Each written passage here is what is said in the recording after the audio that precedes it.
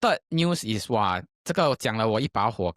Okay, someone will censor this out, but investigation into Megan Khung's case has concluded. Okay, so in case people don't know about Megan Khung, she's this Simon Boy's daughter lah, who was tortured and then killed by his ex-wife and the boyfriend. Yeah. Mothership summarized the article of the head of the review panel that came out and say like, oh, please do not judge this organization based on this one incident alone. I don't get the sense that they are owning the issue. Like they don't seem to say like, oh, you know, this is our fault.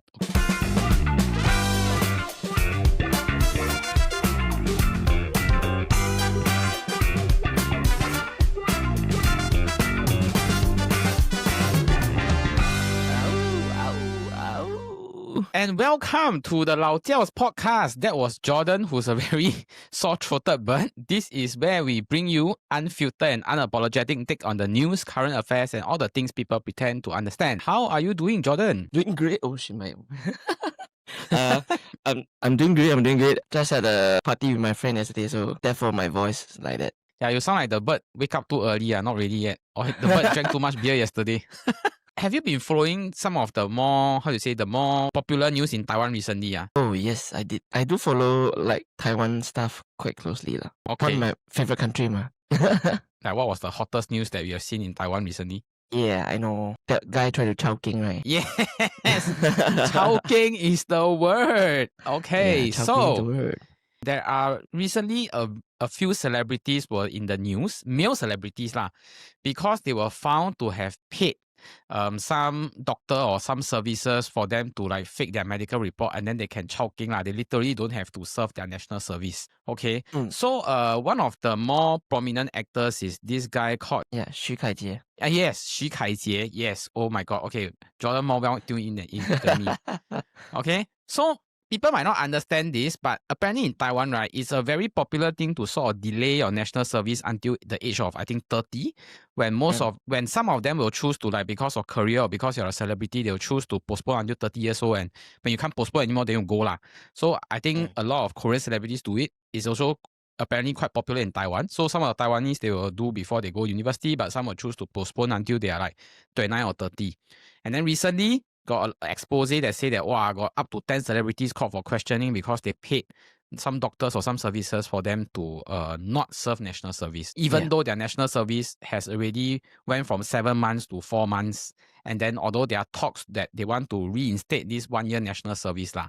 When you first heard about this news, right, what was your reaction? Not surprised. It's like, because when you have such a wonderful career, right, why serve army or like 2 years wasted? People will still find ways to escape this route lah. I think the person who is helping this pool of people is earning good money. Definitely. Xu Kaijie, I saw, right, apparently he only fake and say he got high blood pressure, which is it's like relatively harmless chronic illness. Like you don't have to fake and say I got mental illness that, you know, might affect next time you want to go out get job or what. This one is like high blood. Everybody has high blood. Yeah, it's just a younger age.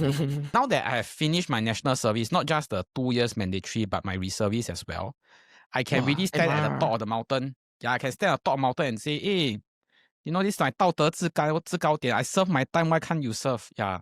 But I think if I 凭良心讲, which means that if I really am like in their position when, how to say, I have a career ahead of me, or let's say I'm in my 17, 18, and then I have a chance to in the entertainment industry to make it big, right? I really think if I have the money, I might go this route. How to say, it really stops your progress somewhere lah.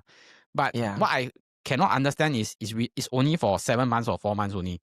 Like Singapore, 2 years, right, is really a very long time. Like you can really halt your progress in terms of your athlete or whether you're entertainment industry. 7 months is not too bad lah. Go and learn some skills or just serve your time lah. Now that is found out, right, maybe you have to serve even longer, right? Like jail term or whatsoever. Now it's still under investigation, right? Yes, under investigation. So if you ask me, probably they just 缺钱 lah, then they just give them hefty fine, ask them pay lor. I think that's the easiest way lah. Everybody will get out of this happy. We will move into our segment of the week. I'll be covering the segment of the week this week, which is random facts. Have you heard of this very famous impressionist painting called Water Lily? And do you know who's the artist? No way. You confirm got see the picture before. CLAUDEMONET. Monet's painting did come to Singapore for exhibition before, although it's not the actual painting lah. They do until like some 3D, don't know what experiential thing, and then it was at MBS and a lot of like a lot of the projection then they show and all this thing lah. Okay, so he had a fellow painter, also French, also part of the Impressionist era, called Edgar Degas, and he is the first Tikope painter I know. I was very intrigued when I saw Edgar Degas painting because he painted a lot of ballerinas. Like watching the performance, he'll paint ballerina like changing. He'll paint ballerinas like from the standpoint of the orchestra, that kind of thing. Ballerina houses is a bit like the orchestra houses. You need a lot of sponsors, you need a lot of rich people that pay to keep the business going lah. And a lot of these ballerinas, right, they were like courtesans in the sense that a lot of them had close relationship with a lot of these sponsors because you need them to be close for sponsors to give money. And a lot of them wanted to marry into their house as their concubines and, can live a better life lah. There were a lot of speculation that said that Edgar Degas was also one of these sponsors, and he could also have been one of those that had a very charming relationship with one of these ballerinas lah. Yeah, so I find interesting this whole thing a bit. Yeah, I found this whole thing a bit like, I really find that this damn tikope. Like, I've heard of artists that like, I paint this girl because I find her pretty, or I paint this girl because she's very beautiful. But I feel that this one is a bit like, the rich tikope like to go do kind of thing. Like, I paint this is called art, but actually he got this ongoing relationship, might have this ongoing relationship with ballerinas lah. Maybe that's how he charmed one of the ballerinas. And a lot of ballerinas they wanted to be charmed because this was their ticket out of poverty lah. Before we get into our main news segment, a word from our sponsor. So this episode of the Chit Podcast is brought to you by SG Watch Hub, Singapore's one-stop platform for all things watches. Whether you're buying, selling, or just obsessed with timepieces, SG Watch Hub connects you to trusted sellers, retailers, and collectors so that you can find the perfect piece for your wrist. But it's not just a marketplace. SG Watch Hub offers a full range of services from repairs, polishing, and strap replacement to protective films, watch winders, and authentication services, making sure your watch is always in top shape and 100% authentic. They also work with featured vendors like Goodman Luxury, Singapore's premier luxury watch retailer at Orchard Plaza, known for their professional watch protection film installation using high-end WSP films to keep your prized timepieces scratch-free and pristine. And here's the exciting part. You can stand a chance to win a full protective film service from Goodman Luxury or $150 in cash through our Instagram giveaway with SG Watch Hub, happening right now. Just follow the instructions below and stay tuned on the Chit Podcast and SG Watch Hub's Instagram for more details. Once again, a big thank you to SG Watch Hub for sponsoring this episode. SG Watch Hub, bringing the world of watches to your fingertips. And now, back to the episode. The first news we are covering today is a man who is 18 years old. He pleaded guilty to cheating and extortion after pretending to be a girl and catfish his own friend into performing lewd acts. So some of these lewd acts, which I find very ridiculous, is like dipping your own penis in chili, rubbing salt on your penis, and drinking your own urine. So I wanted to ask Jordan, I know you asked me for the link to this thing, but I really cannot find. But I know that it's definitely he was charged. And then when he was caught for the act, right, he was only 16. So he was charged when he was 18. Okay, and then because his friend is underage, they cannot say the name lah. So this guy is trying to create a fake account, right? Yes, correct. That is supposed to be a female, but it's a guy that is doing behind it, right? For lack of better word, I feel them stupid. Like, or maybe they're young lah, but how do you fall for this kind of things? Yes, online dating is a thing, but shouldn't you take better care and better protection of yourself? Like when you're young, you just want to try it out. So like there's no explanation. They just want to, I really love you. Then I can do all sorts of things for you whatsoever. It's blinded by fake love. And attention seeking probably. I think this is not the first time I heard about this kind of news or people falling for scams or people like catfish online. But what I think was scary is that the age at which some of these victims are, or like some of these age at which some of these people are doing these kind of things. If you want to date online, it's totally fine, right? But you really need to set rules in place for yourselves, right? Like for example, okay, we can talk, but once you ask me to expose myself, then no, right? These kind of rules have to be set into place. Or like, for example, okay, if I want to spend to support this creator, how much am I going to spend until? How much am I going to spend until? Like, it's to make sure that I'm not in debt, this kind of thing. Yeah, so I really think that these kind of rules have to be set in place, and you have to make sure that you observe it lah. Or else you set already and then you just keep going against it, and then like putting yourself in further debt is not really helping also. I find the foreplay is a bit overdoing it. Okay, that to me, right, is like the really ridiculous thing, because he did so many ridiculous things. The Mothership article actually listed like I think 10. So I picked the 3, which I think the most ridiculous one. Which means that he did a series of it. This is only like, I don't know, 10 out of the, I don't know, maybe 20 or 30. Never in your mind have you thought about, I should stop and I should like probably report this to the police because it's getting a bit ridiculous. Next time when you have your other half, then you all have to be honest with each other. Then you're like, sorry, I used to dip my penis in chili because I like this girl. No, I'll never have a boyfriend that can drink his own urine. No shit. I felt lucky that we grew up in an era where social media and internet wasn't that accessible yet. And then by the time it became more and more accessible, we sort of grew together with it. And then we had some basis of maturity to deal with it. But I just feel that for children and kids nowadays, you just need to take better care and better measures, for lack of a better word, to protect yourself online. Second news. Commuters can now get free massages by visually impaired masseurs at 2 MRT stations in Singapore. First question I want to ask Jordan. Is this a good or a bad initiative? Good. Definitely good. Okay. They're creating more job opportunities for those who are not just visually impaired. The issue with it is the timing of the news. Okay, because 2 months ago we had the very, very frequent breakdowns, always signaling fog. And then we had the acting Minister of Transport going to Parliament kena grill. And then we had the recent announcement about hike fares going up. And then now you suddenly say, we have like 2 MRT stations got these masseurs can help people relax one. Do you think the timing of this could have been done better? Or do you feel that, it's like one good news out of the many bad news? To me, the timing don't really plays a part also, because it's just a very minor helping of the Singaporeans who are visually impaired and all this. Creating job opportunities. I don't think this is purely transport side to make the decision as well. I think it also involved in other ministers as well to come together to agree to do this. Yeah. But when you are talking about just now, saying recently we have multiple MRT breakdown, I can imagine if really, the masseur had to massage for all these people who are waiting for the train because breakdown, then long queue. It's like the 海底捞 service. 不要生气，我帮你按摩。I felt that the timing of the news was a bit unfortunate because I'm pretty sure for them to announce it like now, they will have need a few months of preparation. It's just that so happens so sway, right? These few months is like a shit few months for transport ministry. I sort of feel bad for these people because it's a very good initiative. And then you release the news now, and then I see all the online comments, people like, they are doing this kind of shit. Then can you just ensure that our MRT doesn't break down, or it comes on time, this kind of thing, which is not wrong, right? But I really feel that the news and the time of the news is like, sibei sway.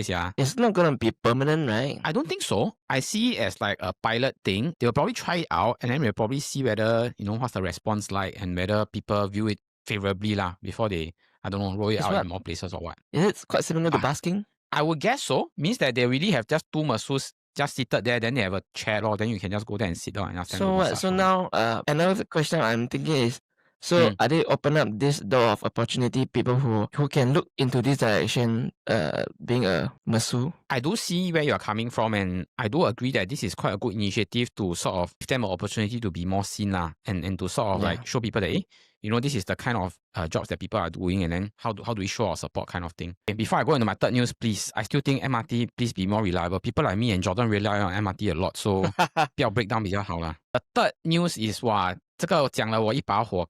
Okay, someone will censor this out, but investigation into Megan Khung's case has concluded. Okay, so in case people don't know about Megan Khung, she's this Simon Boy's daughter who was tortured and then killed by his ex-wife and the boyfriend. Yeah, boyfriend. Okay, and then since then they have of course both been arrested. This new independent investigation actually released more details about the so-called lapses .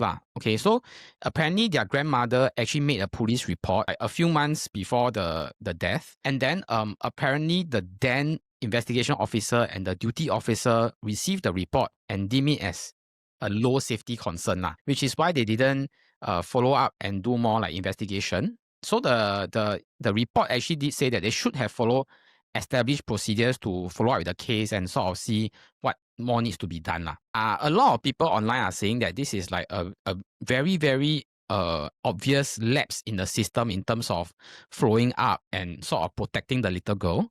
So I wanted to ask Jordan first, when you first heard about this news, do you agree that it's a lapse in system, or do you think that what could have been done better? I just recently also dig up and to understand the whole timeline and what happened. The thing was delayed 14 to 17 days because the principal of the childcare was on leave. Yeah, so I think there should be a stand-in VP like to make these decisions lah. Cause to have it delayed until the principal come back is already too late. That care center that mentioned saying that the reporting to police should be done by the family side and not us. Exactly. Like, wow.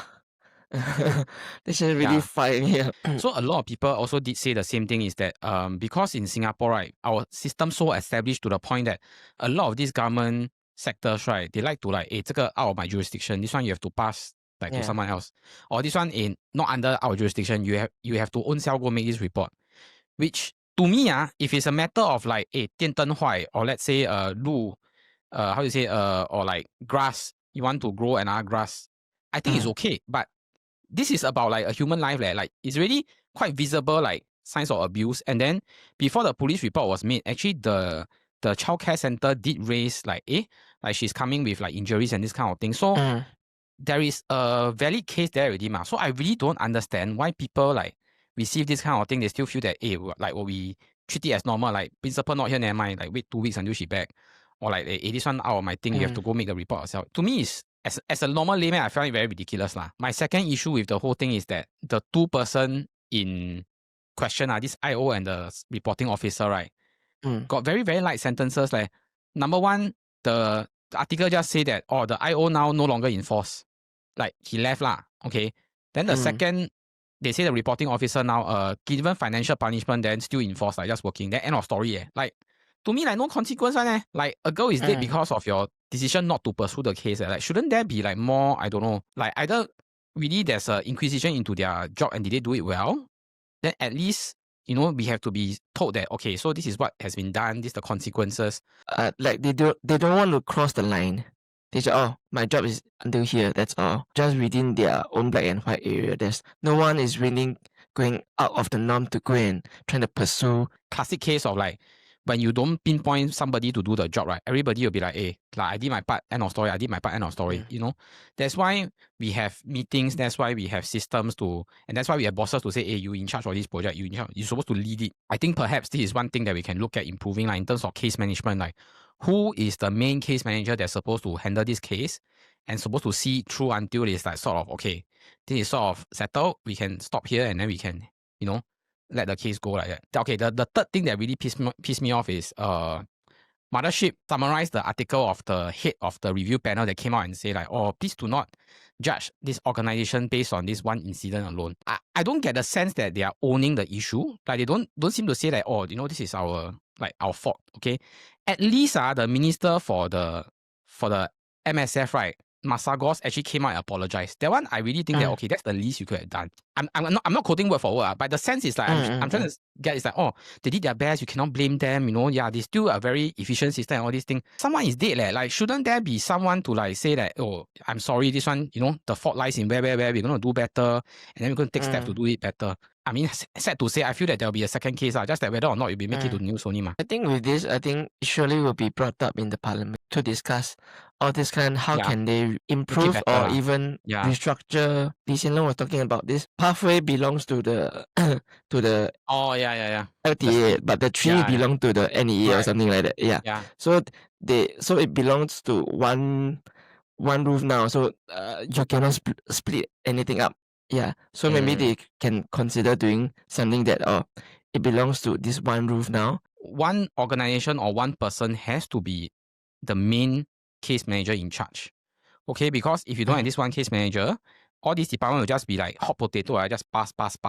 Then if nobody die, then okay lah, 好事啦, everything is settled by rule, we follow the process, everything done. Only when someone die or there's consequences, then everybody actually how actually we could have done it better, right? Before we end the episode, of course, we have to go through our round of quick fire news and the Alamak Meter. Okay, so I just want Jordan to sort of rate this news, whether it's smart, dumb, or plain Alamak.